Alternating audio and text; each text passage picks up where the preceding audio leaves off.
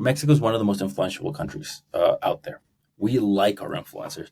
We like our TikTokers telling us to buy things. And the shopping behavior is not quite there to say, I'm going on Amazon to find the solution.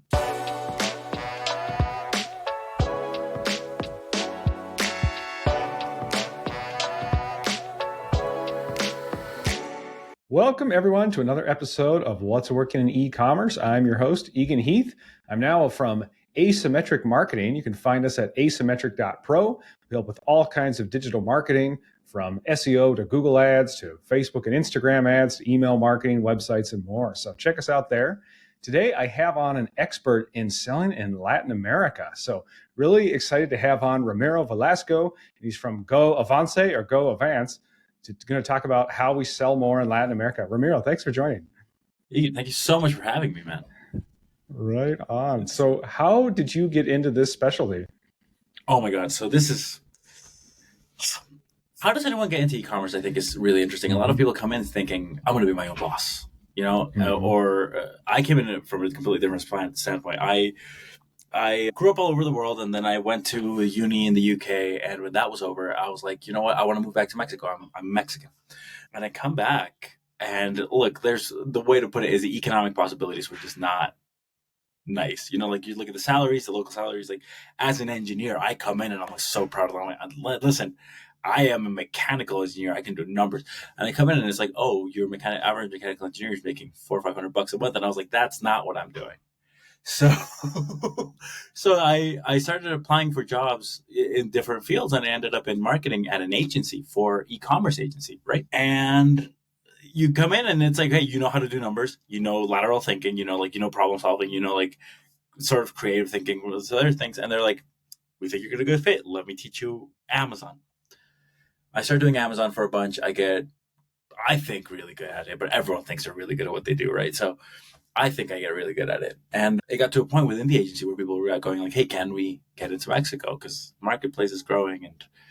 And I go, absolutely. And about 2 minutes in, you go, never mind. Bureaucracy sucks. So it got to a point where this nagging idea of like, there's a market here to help consumers get into Latin America. Because sort of like similar protectionist policies exist in Mexico and in Brazil, right? Like two biggest marketplaces. And it's like, okay, there's a way to get, if I can figure out a way to get people in, there's real value to be brought here. And that's where this sort of all kicked off. So I would say it was luck. I think most of my life is luck. And I think this is one of them. I just happened to apply to the right job that kicked me off on this. Oh, pretty interesting. And were you kind of really digging in on Amazon, SEO, and PPC, or kind of what piece were you doing, or what's kind of your specialty? So I started off, I've done everything. I think I'm particularly, I think my weakness personally is PPC. It requires, I think, a degree of attention to detail or like thoroughness that is not my forte, right? Where I think I really shine within the Amazon space is communication of the product, right? Traditional good old fashioned marketing in the sense of like, okay, what problem does this solve? Are we communicating that properly? What is your consumer thinking? How do they feel on the page? That sort of thing. And then also, now, listen, I started before any of this existed, but search query results, understanding like where people are falling off. What does that say about your listing? Sort of like this number-based approach to which I'll talk about that all day. I love that. Where are we losing consumers? Where in the steps are we dropping the ball? And then finding and tweaking to get better results. I think those are my two very, very strong bits. So I guess putting myself in the eyes of the consumer side of things is where I got really good. Yeah. It's interesting. You went from, like you said, engineer into the marketing side. It's not always in that direction. So you must have really found something you love there. Yeah. I think the e-commerce space has space for everyone. You have very creative people like doing designs and doing like beautiful copywriting and doing like a bunch of this side of things. And then you have people like in PPC that are just numbers people going, hey, this is working, this is not working. But that keyword should be relevant. Well, it didn't meet our criteria, so it's gone, and I don't care about that, So for someone like me that just like a little bit of everything. I'm not amazing at math, and I'm not amazing at design, but I've got just about enough to get by on all these things. It's the perfect playground for me to come in and, pick and choose where I get to be good at. So Yeah, love it. it's a fantastic spot. Yeah. Well, you mentioned kind of the bureaucracy and how hard it is to get into these markets. Maybe you could talk about that. If someone's selling on Amazon and doing well and they try to expand into, let's say, Mexico or Brazil, what do they run into? What happens? I'm going to keep it to Mexico because it's very Okay. similar, but this is where I'm currently like, super focused on. Most sellers, barring anyone that's in markets that, supplements, baby products, pet products, most sellers, like their first foray into Amazon Mexico would be the North American Remote Fulfillment Program, which is, for anyone that doesn't know, you keep your products in an FBA warehouse and they'll ship it to Mexico. Now, I think instinctively as a consumer, we all know that sucks. If I'm going to have to pay extra delivery fees, I don't have to pay import fees, and I'm going to have to wait a week to get my product, I'm probably buying your competition. Like, this is just intrinsically, we sort of know. So a lot of sellers look at Mexico and go, there's no volume there. Because, well, because you're not making any volume because you're outside. But that's the first sort of foray, right? And we're also, and just to mention, by the way, I'm talking Amazon. There's also Mercado Libre, which is bigger than Amazon in Mexico, and you're not getting access to that, right?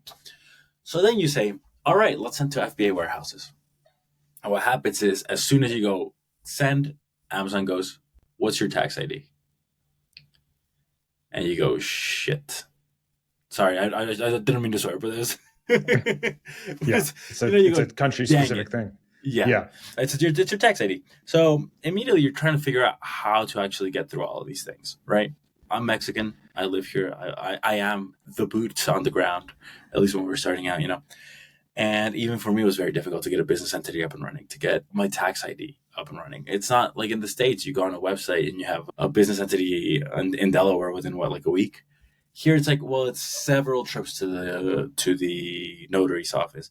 Oh, also you need apostilled documents from foreign, like if I'm American and I'm trying to sell in Mexico, all right, here's my apostilled, passport and all this stuff. So right off the bat, it's tough. It is tough to get in, but I think more importantly, it's tough to justify getting in. Listen, I'm going to put down tens of thousands of dollars because this is, I don't want to be 100% honest, this happens. The non-Spanish speaking tax. Listen, you're not from here. This is what things cost, and it's more.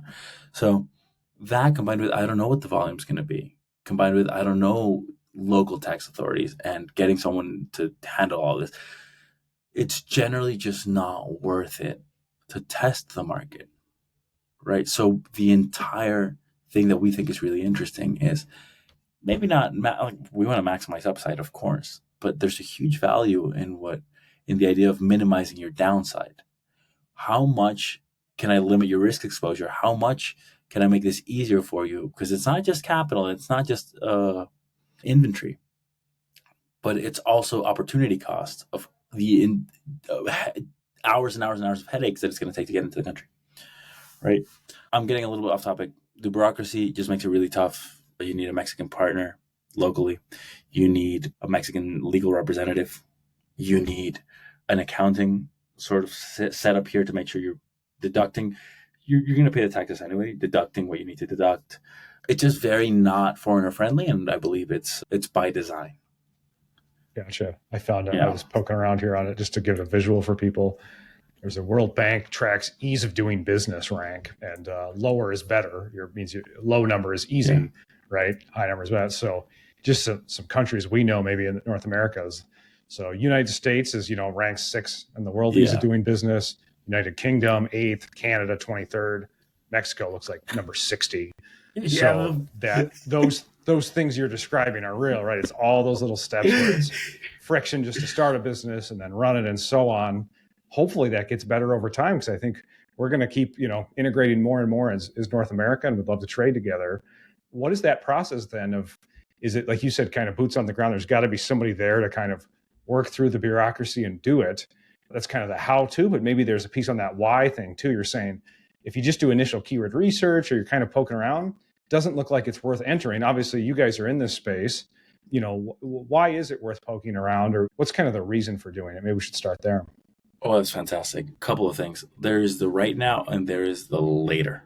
And the later, I will tie in a little bit like to economic trends in the country, right? And so on.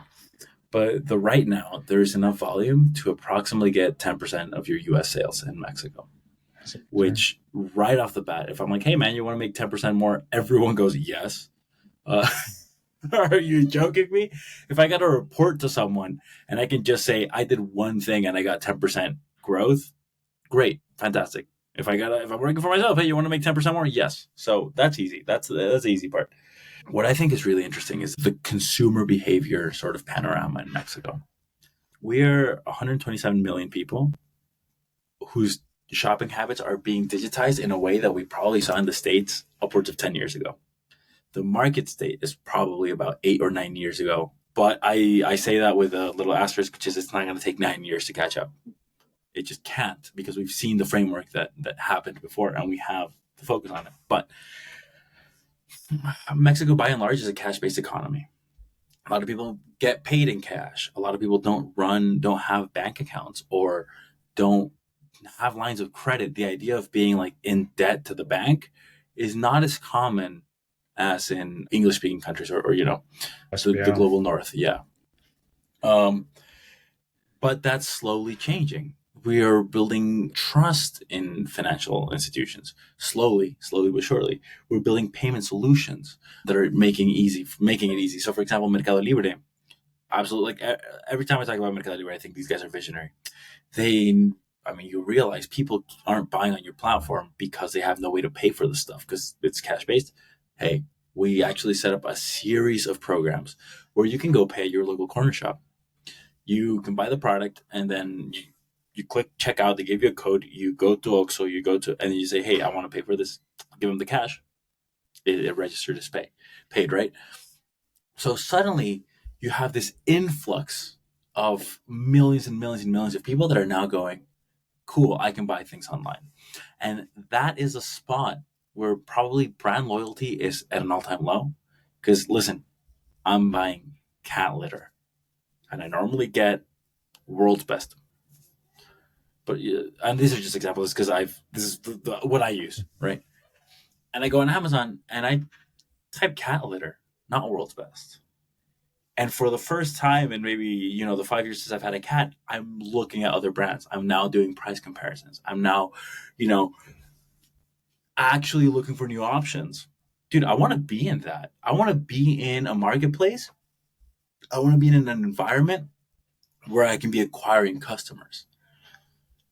Right? I want to be in an environment that's growing lightning fast. Volume, I believe, listen, this is very recent, so I might be completely wrong, but I believe the latest number is 18% growth year over year. Mexico, 30% the year before, but traffic went up 100%, which is insane because we're just having people coming in and going, okay, what's up?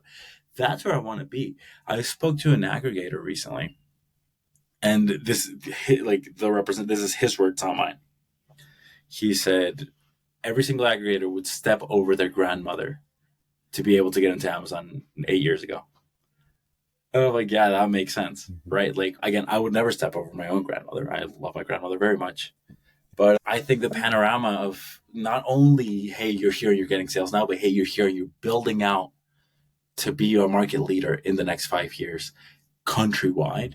Like, that's where you want to be. I want to be the 18,000 review garlic crusher. And I think that is the primary sort of like what's exciting to us. Yeah, pretty interesting. A piece that I wonder about is, when I go down to Mexico, one thing a lot of, Americans notice is just, things are cheaper there. That's part of the joy for us to go down as a consumer. Yeah. I wonder if, for people who are selling then, is the price expectation different, or, do we need to lower the prices to sell into that market too?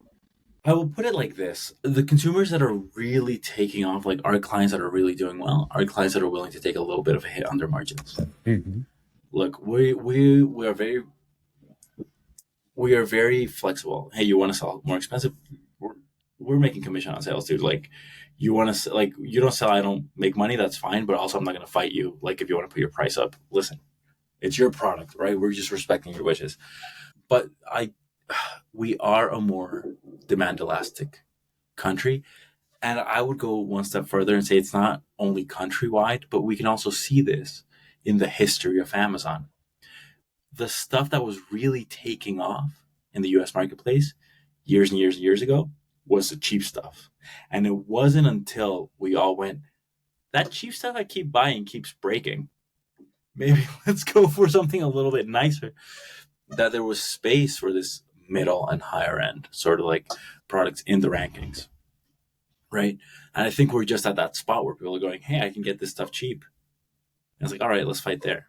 So it's a combination, but yeah, it's definitely I would definitely recommend you lower your margins expectations just a little bit, not a lot, just a little bit. Okay. Yeah, pretty interesting. And do you see, in terms of that ease of doing business piece, or just people being able to pay for things online or with credit, or non-cash payments, do you see that changing as well? Obviously, it's a growth landscape. This is a potentially early in on the market. It's going to take a number of years here, but like you said, it's growing quickly. Do you see signs that e-commerce is just going to grow and grow and grow, and it's going to get easier to do business there? Oh yeah, and I mean, so I've been in country for 7 years now, right? I have personally witnessed the transition from, and what happens if you get scammed, or does it actually get to your house, to, oh, I just bought it on Amazon. I've seen that transition. I live in one of the three biggest cities in Mexico. I argue top two. The other top three also argues top two. But let's just call it top three. We're gonna Zapopan, or where are you at? Yeah, Zapopan? Yeah. Guadalajara, Zapopan. Yeah. It's the metropolitan area, and the other one is Monterrey, who we got like beef with. This is gonna spread out. Like, we're talking 22 million people in Mexico City. We have 5 million people in my city, 5 million people in Monterrey. You're getting to 32. What about 100 other, 100 million people, right? Like, where are they going? This is going to keep spreading out, where people are slowly. I have people, the guard at the building that I work at just went, hey, you work at Amazon, right? And I went, close enough. And he goes, can you help me order a Bluetooth speaker? Sure. Will it get to you? I'm like, yeah, sure. And if it doesn't get to me, I know how to fight with Amazon. I'll do you a solid. I'll order it for you. He gave me it in cash. This is going to keep growing. Like, it is. I know he's out of the company. I know he is, but I would never bet against Jeff Bezos to. Yeah, right? They'll figure it out. They'll keep growing. To get it, yeah. So, listen, Prime in Mexico monthly subscription is 99 peso. That's $6. Wow. Sure. Yeah. It's fantastic. Like, they know where they're at. They know what they're doing, and I'm just here for the ride. Yeah. And in terms of, maybe you could talk shipping, logistics, warehousing piece, what does that look like for a seller there? And are there concerns around, does it take longer than 2 days for things to get there? Just for those of us up in the States who aren't familiar, maybe talk about those pieces. I'll say something. 2 days to me is insane. I am used to 1 day delivery. Within the city, yeah, it's either 1 day or same day. We have a huge motorcycle delivery system here in Mexico. Like, and it blows my mind that when you see states like DoorDashers, they're driving in a car. I'm like, what? Yeah. Here you just have motorcycles. Like, I'm like, does that not eat all your margins? Like, does gas not? You know what? This is a DoorDash podcast. But in Mexico, like, what you do, you will have same day delivery some days. Well, you'll order something and it'll arrive on a motorcycle like by the evening. Oh my God! It's like, yeah, well, the warehouse was really close and they have that agreement. So that's not an issue. For remote areas, yes, 2 days is the standard. What's really interesting is for Mexico, things that foreign sellers traditionally don't have to think about in their native markets would be things like importer of record, like actual importation processes or exportation processes for them, right? Warehousing outside of an FBA warehouse. We work through 3PL partners because I have to fulfill 5 marketplaces worth of stuff. FBA, it's not cutting it. But we do leverage FBA to make sure that, on platform we have better conversion rates. Things that I think are consistently challenging would be language barriers. Like, listen, you try to have a 3PL conversation in English, most people are going to be like, no, thank you. Mm-hmm. Right? Cultural challenges in delivery times, in the sense that hey, don't worry, your pallet will absolutely be checked in this week, and then it's not, and you're like raking up and going, yo, what's up, what's up? Oh, we ran behind. Like this sort of way of doing business where you really have to be checking up on people is kind of annoying. And also just balancing, like, listen, Mercado Libre, for example, has no real tools. There's no Jungle Scout, there's no Helium 10, no Zonguru. And coming up with janky workaround ways to get answers, like, that's annoying. Hmm. But yeah. Gotcha. This is totally fascinating. I think you're painting a very realistic picture for us. I think I'm sorry to say in some cases this might be, we're getting into even like stereotypes that Americans have about Mexico, and so it's like some of those, that's, you know, it is the case on the ground. That's what's going on there. But to your point, it's just the opportunity is just going to grow and grow for those who want to seize it. I love it. Exactly. Yeah. Anything else you want to leave people with, or you think sellers should look at as they consider, you know, maybe I'm curious on the marketing side of where do you reach people? Are people on Facebook and Instagram? Are they on TikTok? Like, where's kind of people's attention if you were to market some of this? So studies have come out. Mexico is one of the most influential countries out there. We like our influencers. We like our TikTokers telling us to buy things. And the shopping behavior is not quite there to say, I'm going on Amazon to find the solution, you know, and be open like that much. It's a bit weird with the generic search term volume, right? What we've done is we've partnered with influencer companies where we look, dude, I don't know how to handle influencers. I have no idea. I'm not going to pretend to, but I have the right people to say like, hey, you want to sign on with us and work with them? They'll do your off platform. They'll lead to the website. We'll do your on platform. Let's get this. And that's really doing wonders for us because you're capturing it's a population that is chronically online.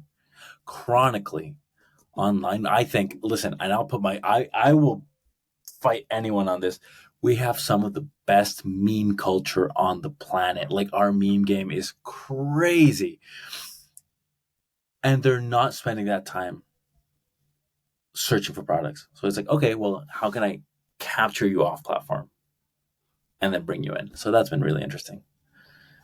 Very cool. Love it. Anything else, Ramiro, you think people should know? If you want to make the pitch one more time of, you know, who should look into this and why should they look into it now? So I think you should look into it now because the best time to do it is now. Like every day, more people are going to be coming in and they're going to be getting, you know, just a day or two ahead of you. So, you know, best time to plant a tree was, what was it, like 10 years ago? Second time is now. We make it easy, but we can't work with everyone, which kind of sucks. Like my original goal was, hey, we'll bring everyone in and then we'll be the best. It doesn't make sense. Some people like, listen, I've had to send like, hey, we made $3 off your product. Like this was, it costs me more to put the report together, you know, like, but no, look, our business philosophy is we want to create win-wins. And we're the first to tell you, man, your product's not going to work. Or it might work, we can't do it. So I think just for that reason, if you want to hear more and if you actually want to like know how we do it and just, hey, is this potentially viable? Then just reach out. I'm stupid enough to have my own calendar up directly on my website. So anyone that wants to talk to me, just put your deets in on the contact us page at GoAvance and let's chat. You want to reach out by LinkedIn? We can chat. Yeah. Sounds good. I'll pull up the site here so people can see it. Maybe tell the background too of the name, kind of what you said of this has particular meaning and relevance, right? Avance in Espanol, right? Yeah. So he was like, how do you pronounce it? I'm like, listen, I don't know. I have no preference. You want to go Avance? You want to go Avance? You want to go Avance? We came up with the name because Avance means progress in Spanish, and it sounded really nice. And then we're like, how do we make it, you know, like sound cooler? GoAvance. All right, cool. Listen, it's just, if I'm having fun, I'm working well. So just have fun. That's great. All right. So people can check it out at Avance or Avance, AVANCE.com. And what is a good place for people to find you, Ramiro? I see you're on LinkedIn, Twitter, you know, is a good place. I think LinkedIn is probably the best. I think LinkedIn is, I don't like mixing business and personal. Like everyone like posts their Instagram and it's like, hey, here's me running and also here's my business. No one, listen, I care about either one or the other. I'm not here to get the other side. So LinkedIn is probably where most of y'all want to find me. Right on. Thank you, Ramiro Velasco. Thank you so much for coming on and sharing what's working in e-commerce and what's about to work in e-commerce south of us. So thank you. Eagan, thank you so much for having me. This was fantastic.